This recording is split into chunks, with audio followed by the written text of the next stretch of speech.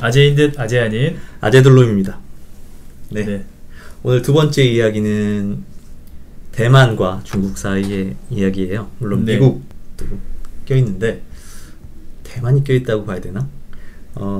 양안 관계라고 하죠. 대만과 중국 네네. 그 사이의 긴장 관계가 최근에 굉장히 고조되는 일들이 있어서 네네. 그 얘기를 해보려고 합니다. 네. 일단은 관련 기사예요. 어제자 기사들인데 아주 최신 기사네요. 일단은 어제자로 네. 미국과 캐나다의 군함이 음. 대만 해협이라고 하죠. 중국과 대만 사이의 바다를 지나가는 네네. 일을 한 거예요. 이게 네. 처음 있는 일은 아닙니다. 미국의 트럼프 네네. 대통령 때부터 했었던 항행의 자유라고 해서 네네. 트럼프 대통령부터 시작된 그 중국과의 전면적인 긴장 관계를 나타내는 이벤트죠. 그래서 미국의 무력을 중국에 보여주는 거기도 하고 대만을 보호하는 그 항행의 자유를 하는 그런 거이기도 한데 일단은 캐나다가 이번에 처음으로 같이 함정을 보냈다라는 게 이슈가 됐고 그 전에 대만 정부의 14일 발표에 의하면 대만의 방공식별 구역, 그러니까 대만의 항공, 네. 그 영공을 중국의 전투기가 지나가는 중국의 무력 시위라고 할 수 있겠죠. 그것들이 최근 들어서 굉장히 늘었다, 수가 늘었다라는 발표가 있었습니다. 긴장감이 높아지죠. 네네네. 그리고 지난 9월에 신해혁명 110주년 기념사를 시진핑 주석이 하는데 대만과의 한민족, 한국과 통일에 대한 메시지를 굉장히 강하게 전해서 대만과 중국 간에 뭐 전쟁이 일어나는 거 아니냐, 중국이 대만을 침공하는 거 아니냐, 이런 긴장도가 높아진 상황이라는 거죠. 네네네. 일단은 대만과 중국은 처음에는 중국이었죠. 네네네. 근데 중국 공산당이 국민당이죠. 장제스의 국민당을 대만으로 몰아내고 중국을 공산화에 성공시키면서 네네. 두 체제가 됐는데 냉전 시대 초기에는 대만이 중국을 대표했고 중국은 서방 국가들로부터 정상 국가의 지위를 못 얻다가 중국이 유엔에도 들어오고 미국과 뭐 핑퐁 외교라고 하면서 점점 미국과의 관계가 개선되면서 이제는 중국이 중국을 대표하고 대만은 이제 그렇지 않은 역전된 상황이긴 한데 네. 중국의 입장에서는 대만은 자국의 일부라고 네. 생각하는 게 굉장히 강하죠. 그런 상태에서 대만과의 중국의 입장에서 말하면 통일 그런 이야기가 나오고 네. 군사적인 긴장도가 높아지는 게 일어났다. 이거를 어떻게 볼 것이냐. 일단 당사자인 중국이나 네네. 미국이나 대만 입장에서 어떻게 볼 것인지 좀 생각을 해보고 시간이 되면 한국은 어떻게 볼 것인가 까지 한번 얘기를 해보려고 합니다. 일단 중국의 입장에서 보면 네네네. 중국 정권 시진핑 정부의 당면 과제가 있어요. 뭘까요? 네. 내년 2022년이 네. 시진핑 정권의 임기의 끝입니다. 중국은 주석의 임기가 10년씩 고정이 돼 있어요. 아, 그래요? 그리고 연임을 할 수 없게 돼 있었는데 시진핑이 이 당원을 바꿨죠. 몰랐어. 네. 그래서 연임을 할 수 있게 했어요. 지금 시진핑은 노골적으로 독재를 하려고 준비를 하고 있고 그것을 할 수 있느냐의 결과가 나오는 게 바로 내년인 거죠. 내년 임기가 끝나고 다시 할 수 있는지 없는지. 그래서 그거를 위한 물밑 작업을 계속 해왔고 그거를 위한 파워 게임도 하고 있는데 그거를 하려면 기본적으로 우리가 앞서 탈레반 얘기도 했지만 네네네. 먹고 사는 문제가 잘 해결이 돼야 돼요. 그렇죠. 현 정권에 대해서 국민들이, 중국의 인민들이 불만이 없어야 그렇게 불만 없이 해준 정권이 한 번 더 하는 데에 대해서 뭐 반발이 적겠죠. 물론 그 공산당 안에서의 권력 다툼은 그거대로 잘 했겠지만 네. 역시 가장 큰 흐름은 국민들의 인민들의 반응일 텐데 지금 중국이 그게 쉽지가 않은 상황이죠. 미국하고의 긴장 관계가 형성되면서 네. 경제 제재를 받고 있으니까 당연히 경제 제재의 피해는 국민들의 삶이 직격탄을 받게 되는 거죠. 네, 네, 네. 지금 그런 상황이다. 그러니까 중국의 시진핑 정권은 원하는 바가 연임, 독재인데 그 시간이 바로 내년인데 그것을 어렵게 하는 상황이 지금 이어지고 있다.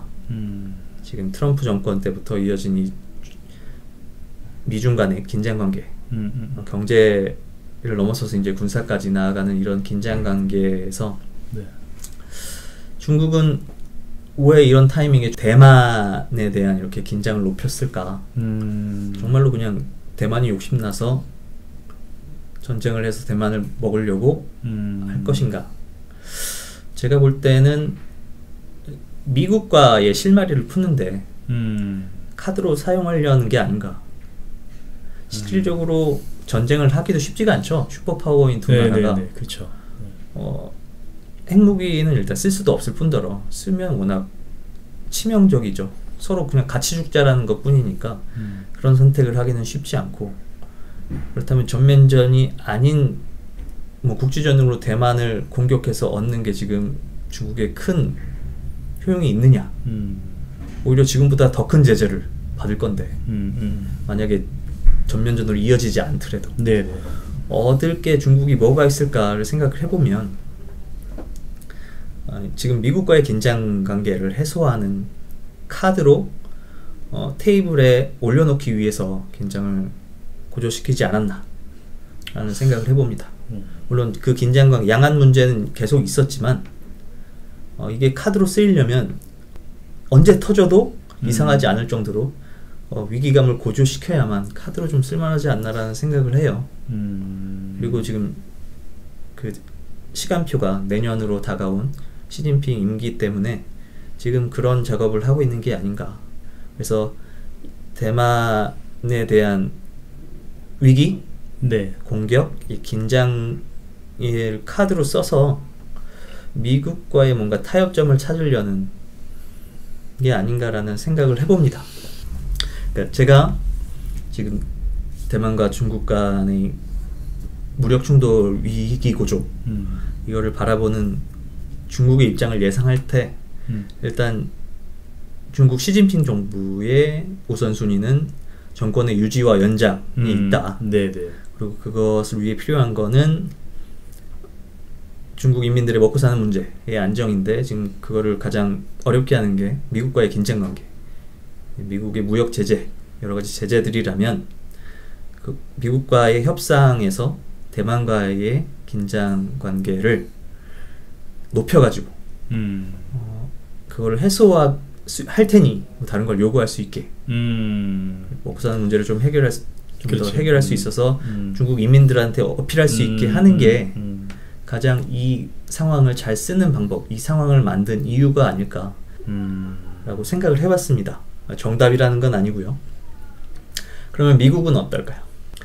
일단 미국은 지금 바이든 정부로 넘어오면서 기존의 트럼프 정권처럼 미국 단독으로 중국을 압박하는 것보다는 다른 국가들과 그 연계해서 압박하는 방법으로 좀 바꿔나간다고 했어요. 그래서 그 계획의 일환으로 파이브 아이즈, 캐나다, 미국, 호주, 뉴질랜드, 영국 이렇게 안보를 위해서 정보를 공유한다.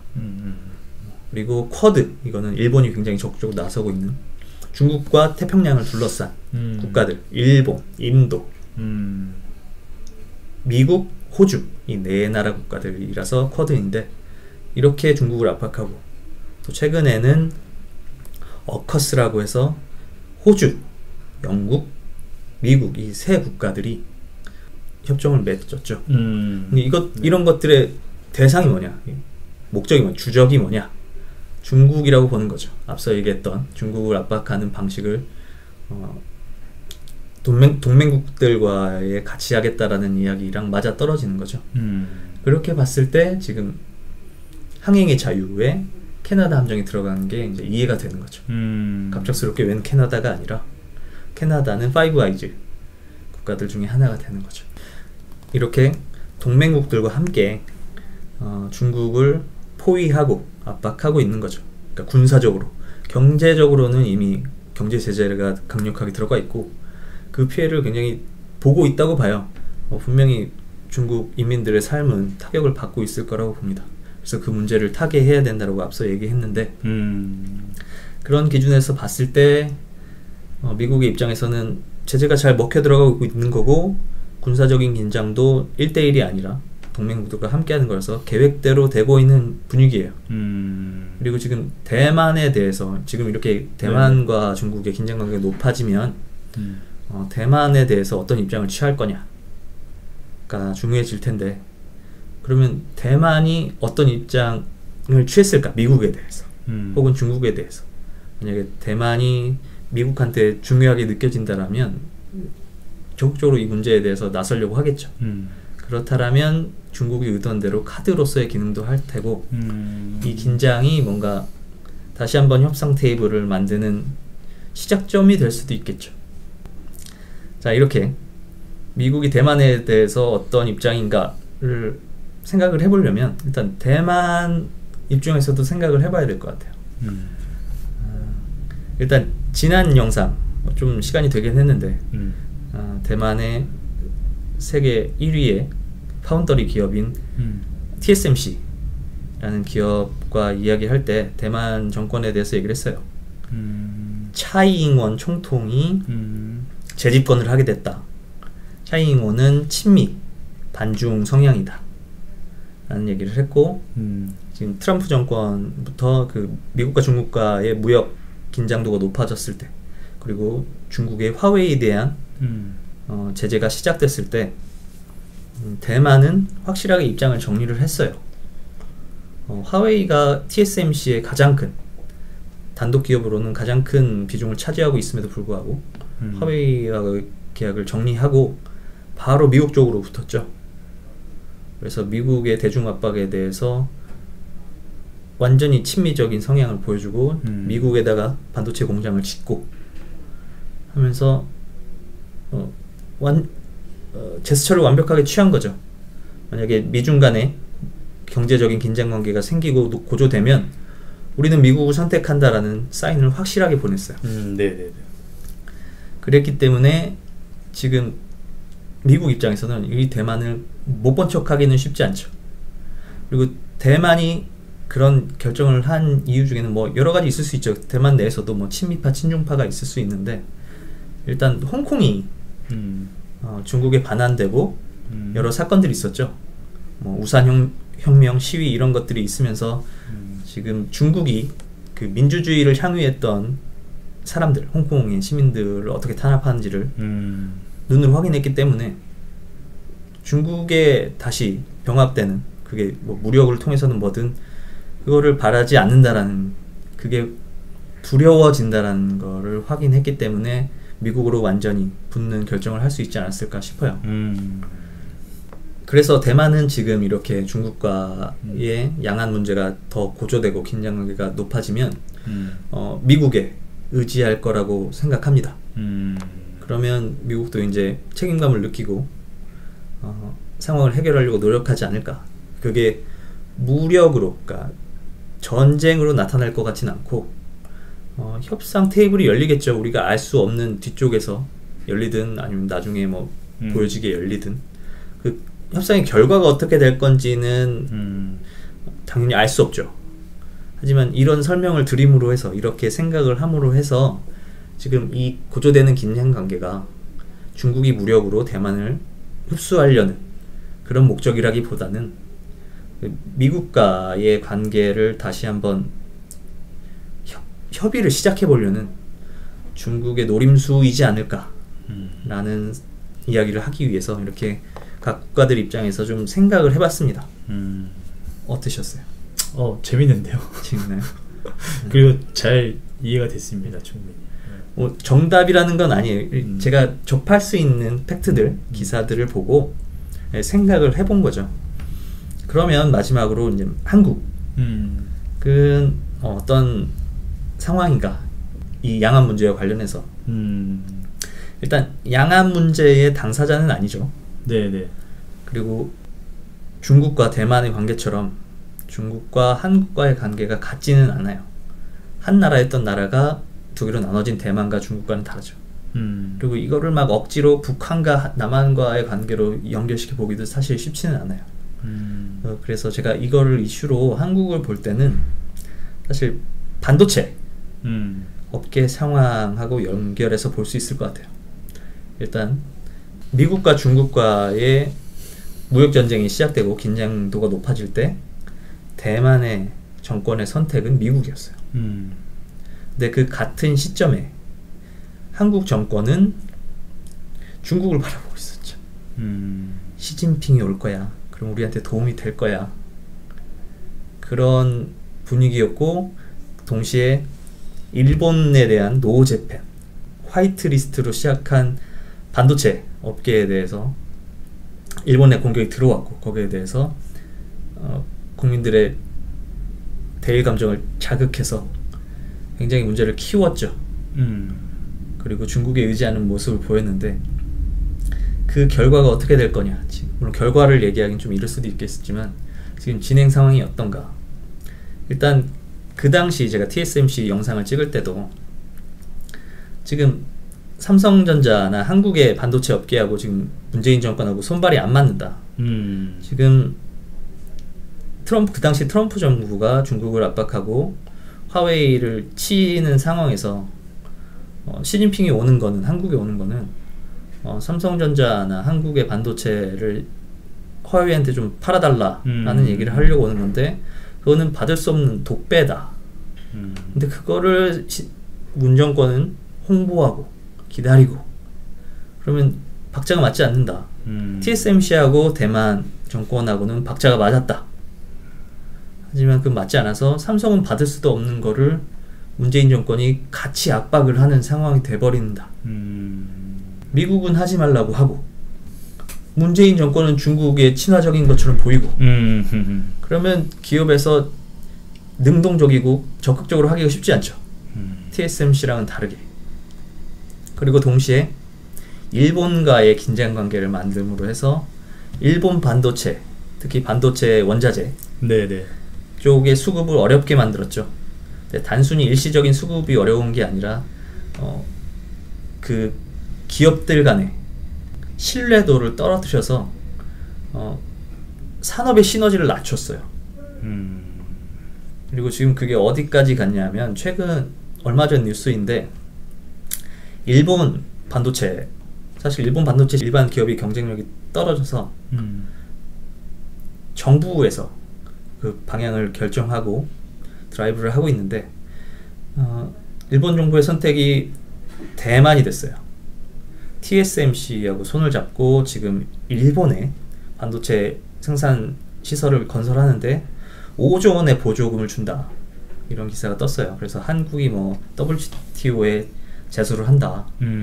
불공정 거래가 되니까 뭐 이런 얘기를 하는데 그게 제소를 하고 제소를 할지 안 할지 뭐 그게 성공을 할지 안 할지 그런 관계없이 지금 일본은 오래전부터 그 미국 반도체 산업과의 경쟁력을 얻기 위해서 자체적인 생산 브랜드들은 경쟁력이 떨어졌지만 원자재 브랜드들은 전 세계적으로 경쟁력을 갖고 있으니까 네네네.